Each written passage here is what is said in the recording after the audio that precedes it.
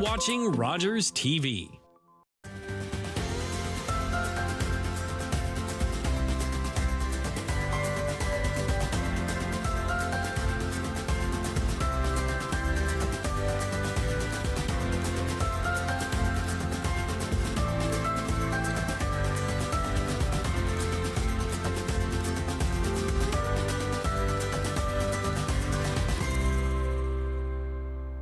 Hello, everyone, and welcome to Money Matters with Shannon Jackson, the personal finance show focused on moving you forward financially.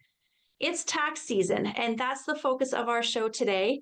So if you're in the process of preparing your tax return, this show is for you. I have a tax expert with me today, and she's going to be sharing her advice to ensure you are getting the best from your return.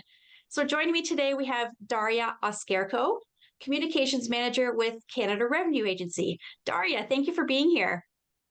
Thank you for having me today. Before we get into our sort of main discussion, can you just share a little bit more about Canada Revenue Agency for us? Certainly. So tax filing season is upon us. Individual and all Canadians are, we encourage all Canadians to file this year, and we encourage you to file online, as nearly 93% of Canadians filed their return that way last year. We also encourage you to sign up for a direct deposit so that you can get your refund in as little as 8 business days. And just to note, this year, the Climate Action Incentive Payment has been renamed the Canada Carbon Rebate. And this is a type of payment that is also sent by direct deposit or check every 3 months. And it returns fuel charge proceeds to Canadians, ensuring that households that need that little bit of extra support get it. We always recommend filing early and not waiting till last minute, so that you can continue to receive your benefits and credits, or you can start receiving them. And on that note, in order to receive the Canada Carbon Rebate for the first issuance, which is April 15th of this year, you and your spouse or common law partner, if applies, must have filed the tax return by March 15th of 2024. So if it was assessed by that date, the payment will be included in that issuance. Okay, well, that's really good to know, because those dates are really important, especially if you're almost relying on getting that rebate back. So that's really good. And I think it's also worth mentioning that CRA has launched some new learning tools to assist Canadians with filing their taxes this year. Can you share us a little bit about what those new tools are? Oh, yes, that's a great question. So we have a new podcast that's called Taxology, and it's got a few episodes out already, and you can find it on canada.ca. And the podcast show explains how you prepare for tax season, the differences between, for example, the tax-free savings account and TFSA, and the Registered Retirement Savings Plan, or RSP, for those who are interested in that, to find out how it works and if maybe it's a good fit for them. And it also talks about the gig or platform economy, which is a very important part of the working world. And we also have a tool called Learn About Your Taxes, again, also on canada.ca. For those who want to do the taxes on their own, perhaps don't want to go to a tax preparer, or just want to learn more about what is a T4, what are pay stubs, just a basic kind of tax information, and also good for first-time filers who have never filed before but want to give it a go. I think it's really great that CRA has these tools available to people, because I think when people think about filing a tax return, it becomes a big mystery and it's a little bit scary for people. So it's great that there's some resources there on the website. And I know that viewers want to know more about what's new on the income tax and benefit return front. But before we sort of get into that, I wanted to give a little bit of background, because we want to understand really how busy CRA is during this time of year. And there's some statistics from last year that say that Canadians filed more than 32 million tax returns, more than 92%, just like you mentioned before, of those returns were filed electronically. And that's amazing that there so many people are now using that electronic system. And there were also more than 18 million refunds processed. And the average refund that Canadians received was about $2,262. So obviously, this time of year is very, very busy for CRA. And so I want to sort of start with the basics, Daria. So, first of all, who is required to file a tax return and what information is required to do that? Yes, great question. So self-employed individuals are required to file, of course, students to keep their student records with us up to date, such as how much tuition they paid. Also, seniors, the tax return is required for Service Canada in order to calculate benefits such as Canada Pension Plan, Old Age Security, and also the Guaranteed Income Supplement. So that's an important one. And also just all Canadians, because even if you didn't work or you don't think you need to file, you may receive credits and benefits that you may have been missing out on, such as the Canada Child Benefit, a GST/HST credit, the Ontario Trillium Benefit, and as I mentioned previously, the Canada Carbon Rebate. So it's always important to file. We encourage everyone to do so.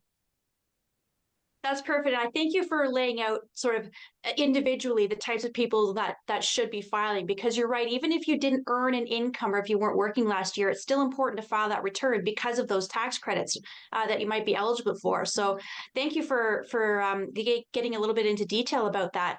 And so what deadlines are we facing this year? When do we need to file our returns by? Yes, so filing is open right now. You may file various different ways. So the deadline for most Canadians is April 30th this year. So that's to file the return and also to pay any balance outstanding. If you or your partner, common law partner, spouse, or self-employed, your deadline is June 15 because we understand you may need some more time to gather documents. However, if you owe money, if you have a balance outstanding, you do still have to pay by April 30th. Oh, and on that note, since June 15 is actually a Saturday, June 17, we will consider you have filed on time as long as we receive the return by then for self-employed individuals.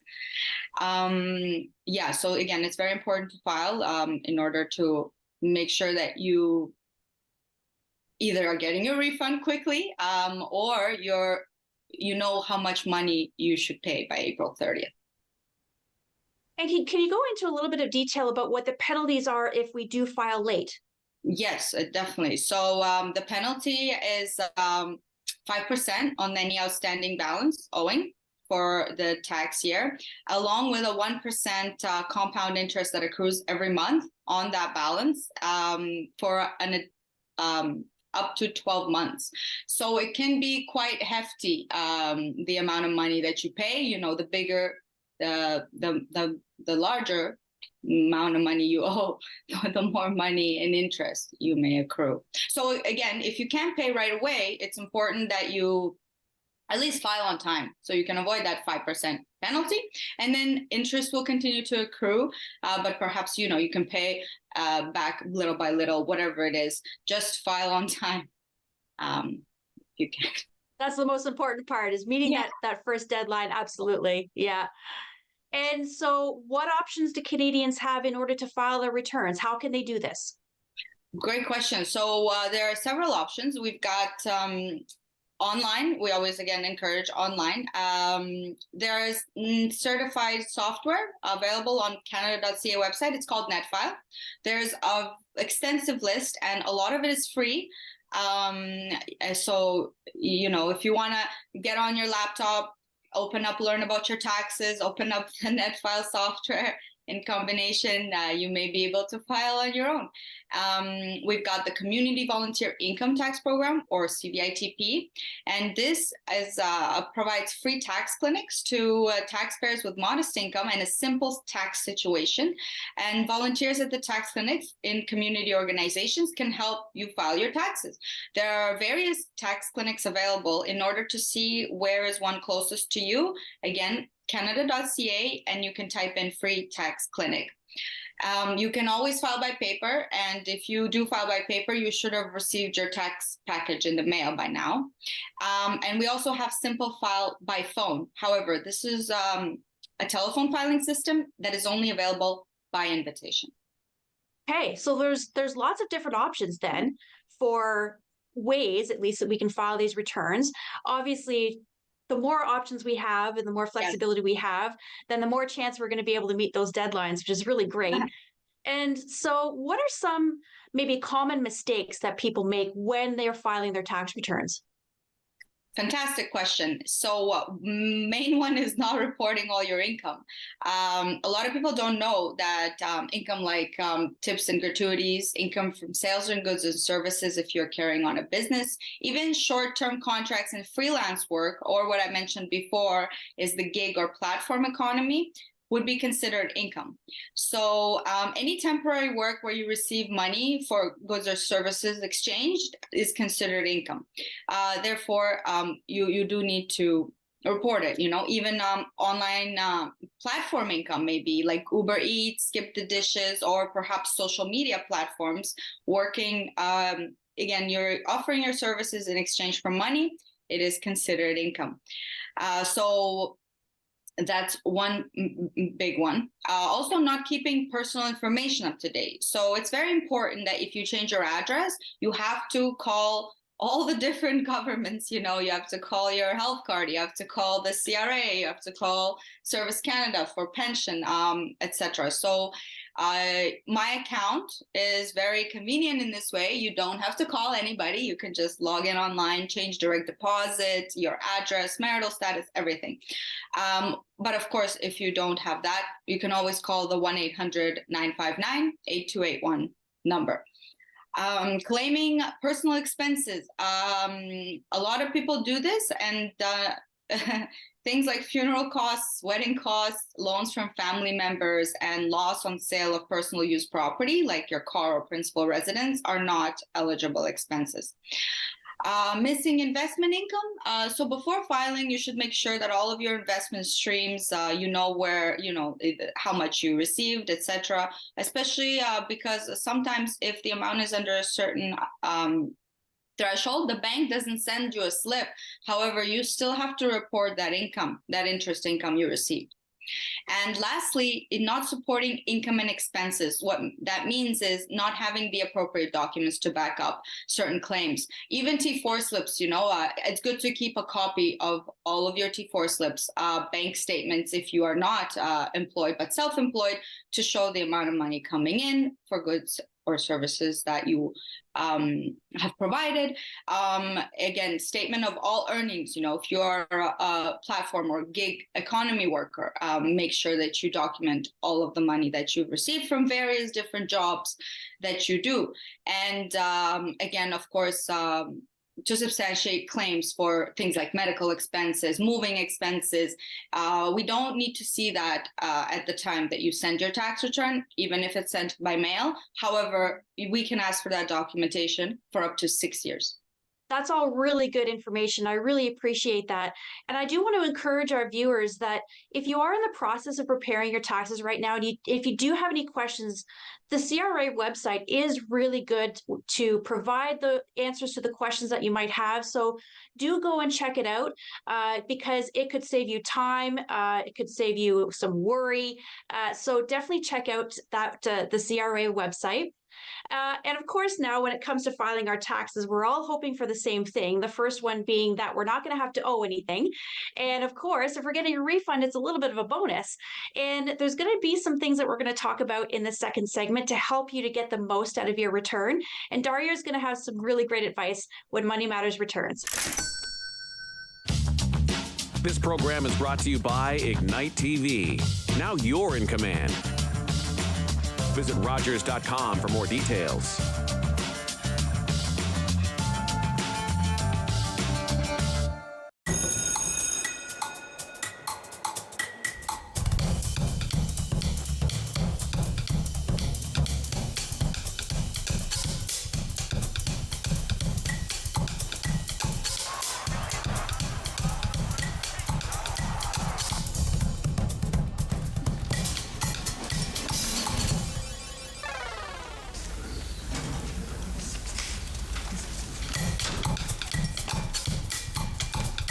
public transit, garbage pickup, parks and recreation programs, snow removal on your street. How can you stay informed about these and other important local services?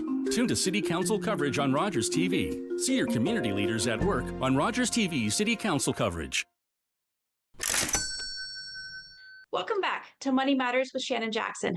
On today's show, we're talking taxes because tax season is in full swing right now. And who better to get advice about preparing your return than someone from Canada Revenue Agency? So my guest today is Daria Askerko, Communications Manager with Canada Revenue Agency. And in the opening segment, we talked about some of the basics, who needs to file the returns, the deadlines that we need to meet, and the penalties of missing those deadlines. And of course, we know the one thing that we all hope for is that we're not going to have to pay any taxes, and getting a refund is always a bonus. And deductions and credits do help with this. So, Daria, can you talk about the difference between deductions and credits and how these can help us? Certainly. So deductions reduce the amount of income that you have to pay taxes on. So when you calculate your total income. So that's like expenses, for example, moving expenses, that's a deduction. Credits reduce the amount of the tax you owe. So it's a non-refundable tax credit, and it's calculated based on your total income. And then it gets a bit complicated, but if you don't have any tax that you paid, you wouldn't be able to receive any refund from a non-refundable tax credit. A non-refundable tax credit is a medical expense, for example. Perfect. Thank you for giving some examples of what the deductions could be and what the credits could be as well, because that's I think that's really helpful for people to know. So have there been any changes that have come about this year when it comes to filing our taxes? Yes, definitely. So there's been a few changes. We've introduced the first home savings account. So basically, it's kind of like the home buyers plan. And you are able to open this account up at the financial institution, and it allows for first-time home buyers to save to buy or build a qualifying first-time home. So last year, if you had opened one at the bank, you were able to deduct up to $8,000 in contributions that you made to the plan. So similar to when you put money into an RSP. Another important change is that, so starting in April 2024, the rural supplement to the Canada carbon rebate is doubling to 20% because we recognize the increased energy costs for rural residents and their reduced access to cleaner transportation options. And there's also a new multi-generational home renovation credit, which can be claimed for renovating a home to create a self-contained space to allow seniors or someone with a disability to live with a family member. And also the maximum employment deduction for 2023 trades-person eligible tools has increased from $500 to $1,000. We also have a new property flipping rule, which is in effect. And any gain from selling a Canadian residential property owned for less than 365 consecutive days before the sale is treated as business income and not a capital gain.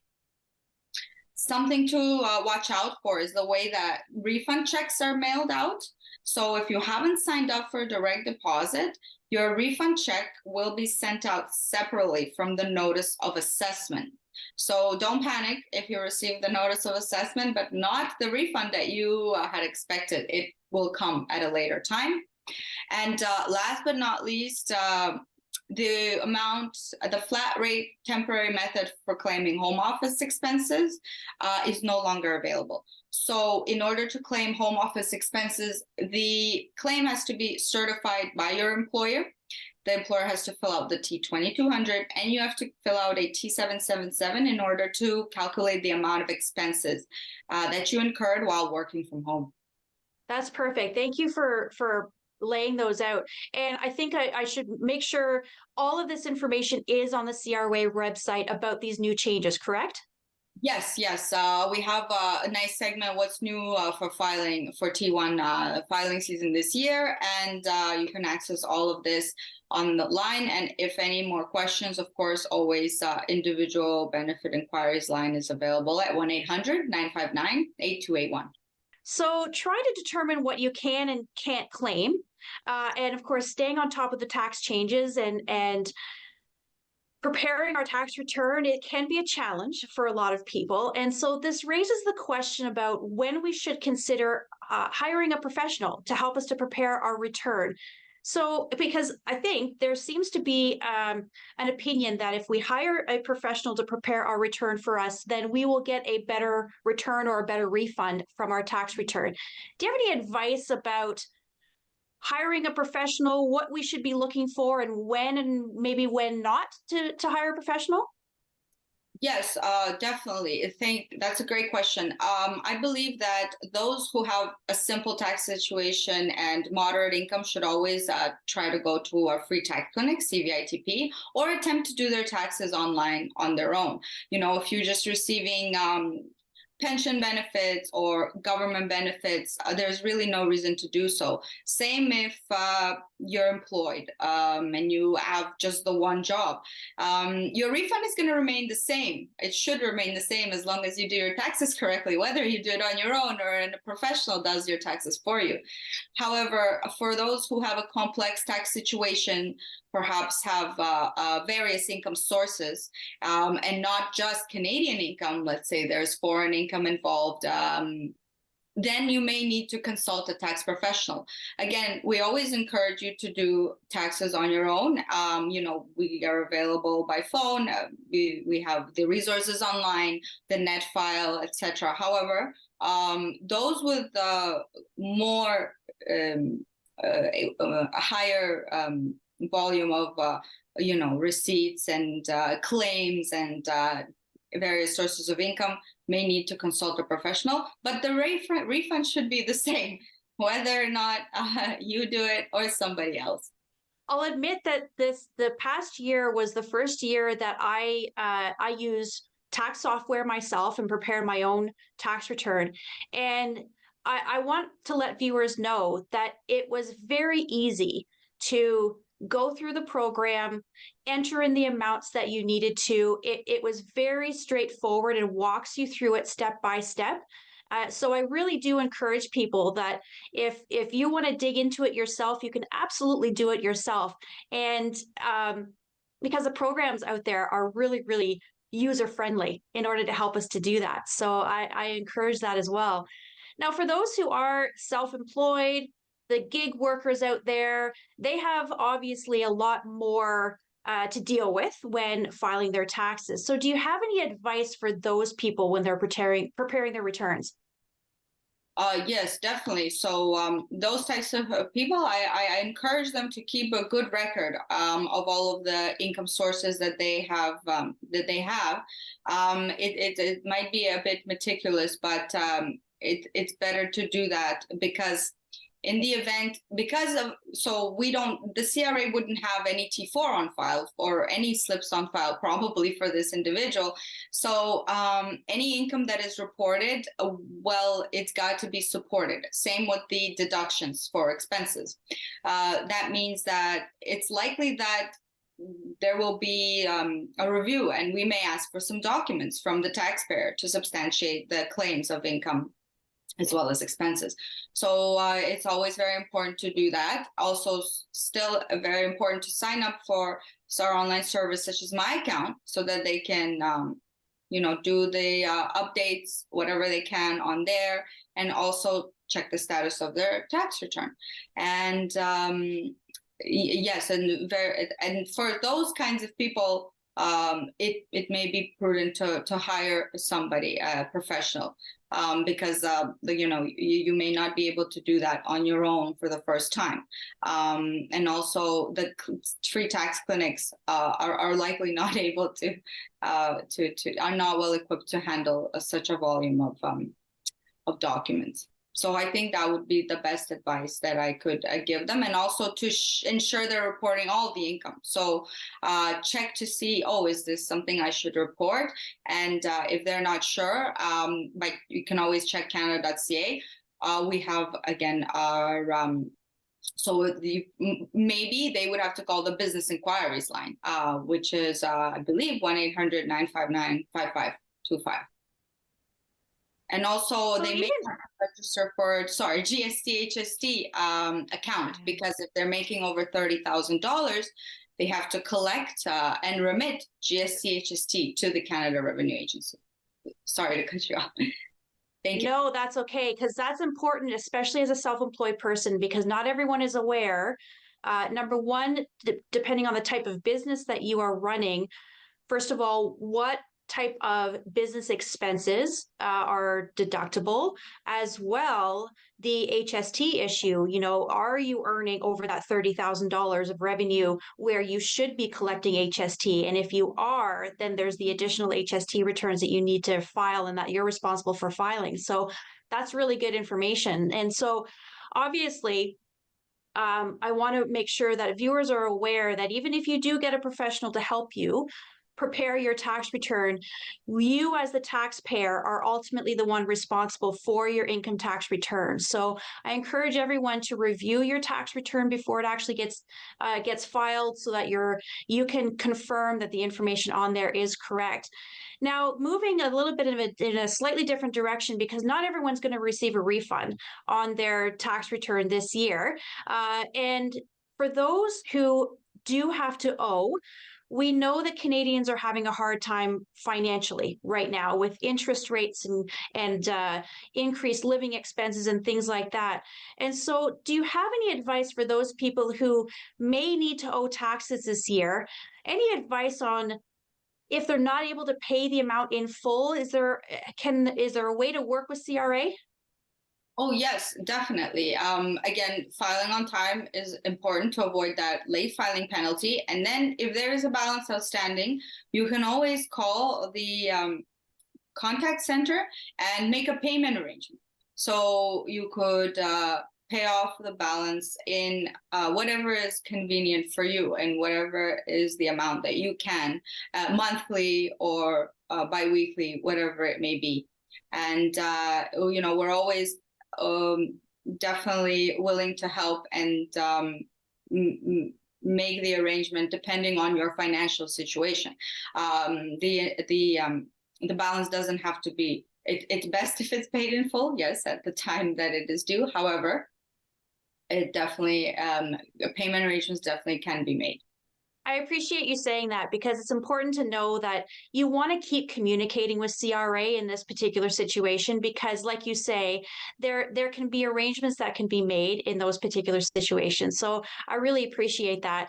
And so we're just wrapping up, but if anyone needs to reach out to yourself or to CRA and get more information, how can people do that, Daria? Yeah, definitely. So the best way to reach out is to call the 1-800-959-8281 for individuals, and 1-800-959-5525 for the businesses. And other than that, my account is a great resource. We encourage all Canadians to sign up for my account.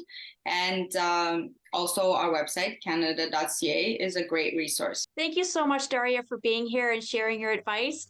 And I also want to thank you, our viewers, for watching. Until next time, I'm Shannon Jackson.